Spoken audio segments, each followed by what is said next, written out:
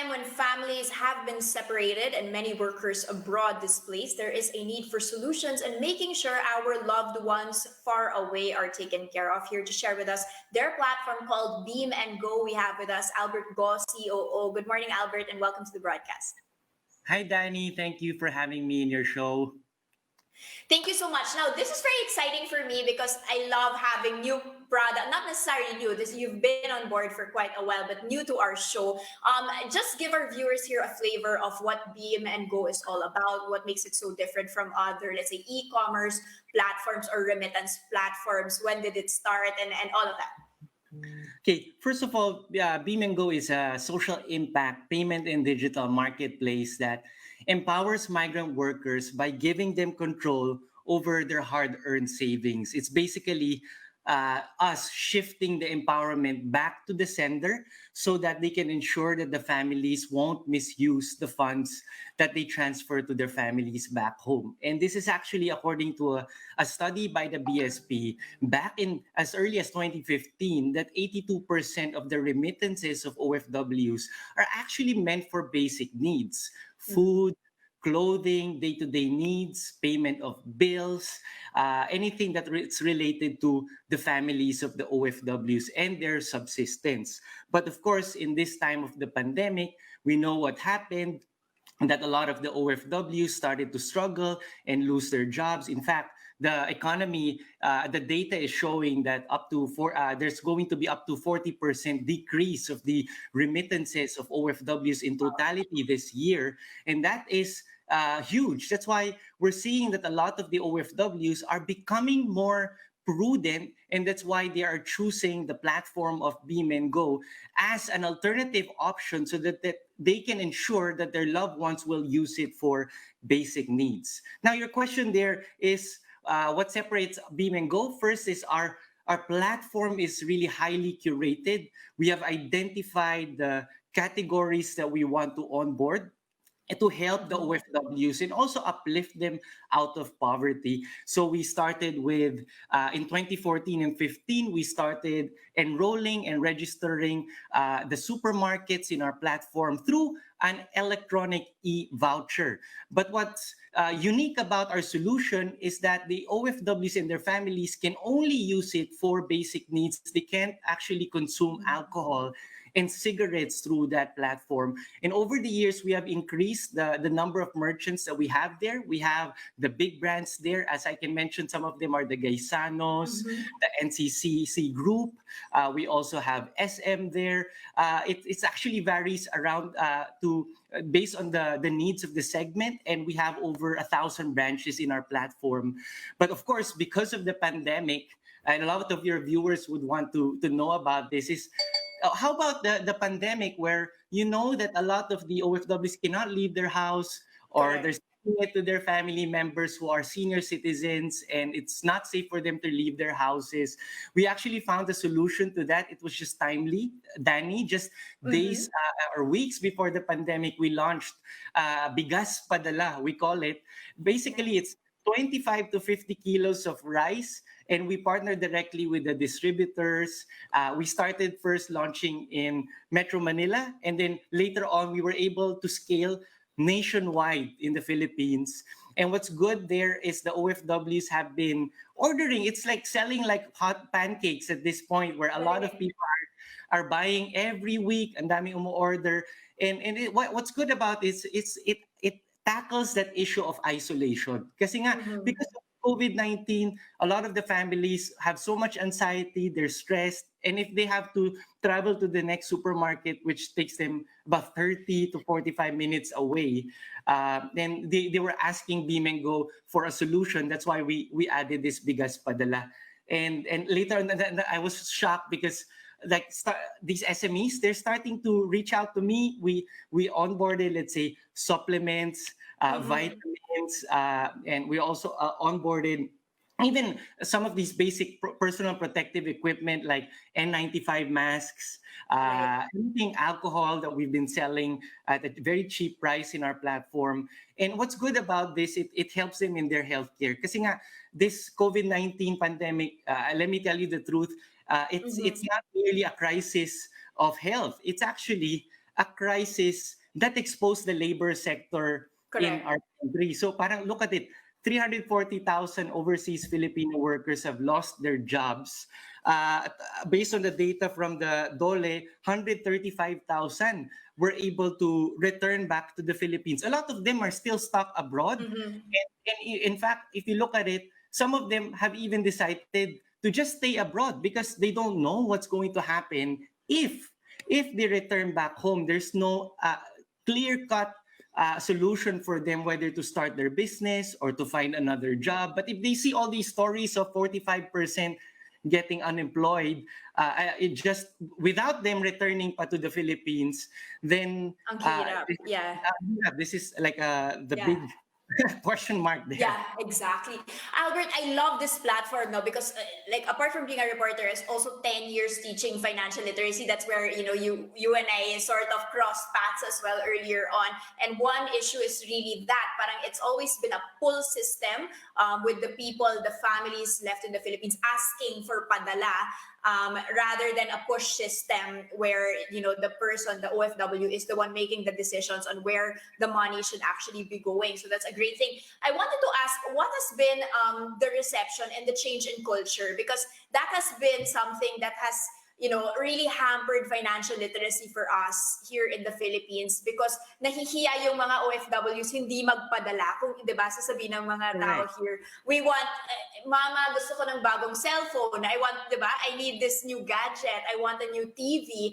How has that changed the game? Is that still a struggle for people? And is that actually already in the power of the OFW to say no? Gamitin mo lang yung pera for this, 'di ba?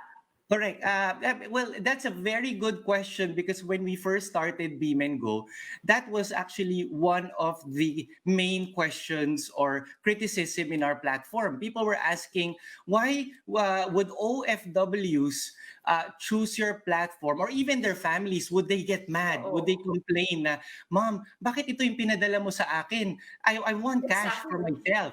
Pero at the end of the day, when we launched the platform, year after year after year, actually the volumes have been increasing.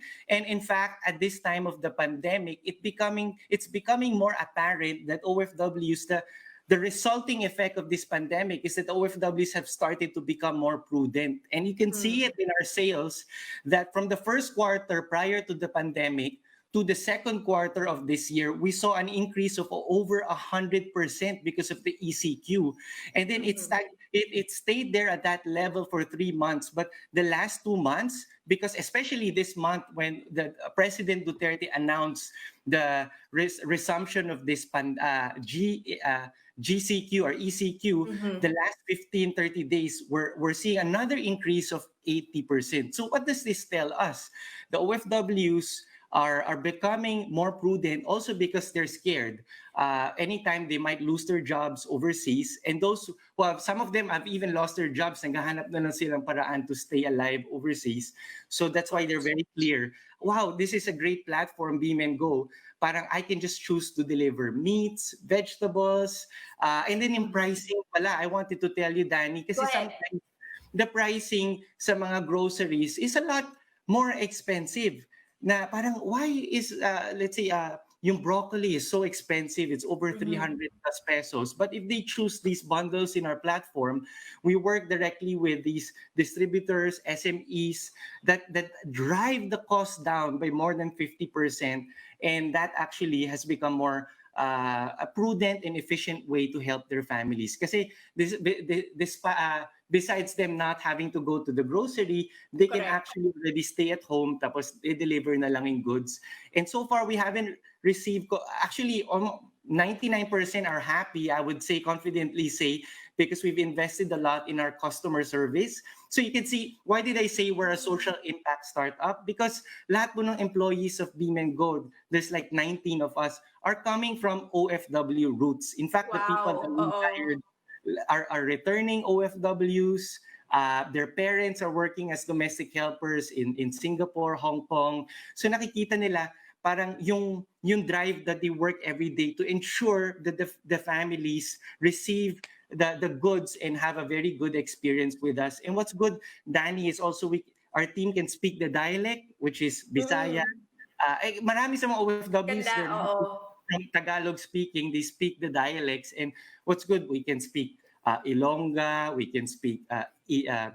Ilocano, Bisaya. So kaya ng team namin yun. So I think that's been the power and in advantage of Beam and Go. So you can see, di ba, there are other e-commerce platforms. Oo. They were asking us, so ano itatanong nila parang, oh, anong difference sa inyo? That's one piece of it. The heart and Mhm. the people who are working in the company have that OFW connection. But another part of it is also yung in BeamAndGo, we have this extensive payment network that we have established over the past 5 years. So in other digital and e-commerce platforms here, they can only accept payments within the Philippine payment and Tama. digital system. Yeah. And then we've worked with, let's say, the mobile or the GCash equivalent in Hong Kong, in Singapore, in the UAE. It makes it a lot easier for them to make payments. Kasi nga, hindi po lahat merong credit card sa mga OFW. So we needed to find ways to make it easy for them to make the payments in our platform. I hope I was able to Okay. answer your Yeah, question there. absolutely. Now, just before I let you go, I want to ask about your innovations going forward because you had already mentioned that even before the pandemic, you already were shifting from the coupon, type of you buy a coupon and then you get or a voucher and then you go to the physical store and then you can buy this. Ngayon, you're becoming a last mile sort of logistics company na rin, diba? You're Yeah. already, and you're even doing your own retail na rin, basically making these bundles. What's your innovations going to be moving forward now, not just in the pandemic, but in the future, given that there's this whole e-commerce na lumalabas and even the villaging, like you mentioned, but the small companies showing up in the villages, hindi na siya big Yeah. supermarkets type Correct. of ano. How can you do that, especially since these small companies don't yet have these vouchers, they don't have all of the e-payment systems set up yet. Correct. And this, you'll be happy with this solution that we have, Danny, because financial literacy is very close to your heart. And one of the things that we are building is an ongoing partnership with a big relief and multinational NGO that we're possibly signing an agreement with to start this project. We call it Project Parencia to help launch our mobile wallet first in Singapore, and later on we will be scaling in Taiwan and Hong Kong. That mobile wallet will be the next version of Beam and Go that would have basically an ability for the OFWs to top up in that wallet. And then in our wallet, instead of sending cash to their families, nandun na po lahat ng needs ng OFWs. In fact, I mentioned 82% are for basic needs. So in that Mm. platform, we will have even tools for financial literacy, budgeting. In fact, what I was already discussing with our management team is being able to come up with a platform that we can educate the families of OFWs and even control down to the Yeah. SKU, kung ano yung ginagastos ng family nila, so that we can teach them and become more financially literate, because that's really the main problem of OFWs. In fact, di ba, past Mm. 30 years, yung ano natin, remittances have been going up by record-breaking numbers. It's only this year that it's slated to Mhm. drop. That's so much money coming to our financial system, but how come poverty levels are still Are high? still And low. Yeah. it's because the money is there, but people are not using it that have that multiplier effect to really help restore and empower their families. So that's one big thing. And then second thing, before I forget, is because of this pandemic, we were able to actually repurpose the system that we've built, and we're Mhm. working with financial institutions now, and it's actually already ongoing with Grameen Foundation and Cello Wallet and JP Morgan, where we're actually providing COVID-19 relief to over 35,000 families through our e-voucher system. And they chose us because bawal nga yung alak tsaka sigarilyo, and it Mhm. goes directly to their needs. We started with the e-voucher system, and then later on in the coming months, we will be letting them choose the fruits and vegetables and meats in our platform para we're able to help them holistically, and hopefully this retrenchment thing is just will be a thing of the past, and as in the future, once the OFWs and they've I think it's Bernardo Villegas from Mhm. University of UNP. Asia in the Pacific. Meron siyang fearless forecast, and he thinks that actually at the end of the year, the remittances might shoot back up, diba? So he's saying that Yeah. OFWs will always find opportunities to work overseas. So as we launch this platform that allows them to become more financially savvy, at least basics lang of financial literacy and saving and budgeting, in that platform, we'll be able to educate them. Actually, we're very excited with this platform as we launch it towards the end of the year, and hopefully we can make a big splash and get more users. At this point, we have over 250,000 registered users, but around 10,000 are active. Active. Hopefully, we'll get a lot more people that are active. Kasi pag financial literacy tool, and it's very easy for them to use through these quizzes and like online training that we'll be conducting, then the usage will actually definitely shoot up as we expect it to be. Okay, so super exciting. I think I concur with that. There's a lot of studies also, Albert, that are saying that during the crisis is actually when the remittance has become an insurance and they actually keep becoming sticky and people still start working hard to be able to support their family. So hoping for that, and congratulations on your platform. Maraming salamat. And to all of our OFW viewers, hope you guys check out Beam and Go. Thank you so much. That was, of course, Albert Go, COO. Thank you.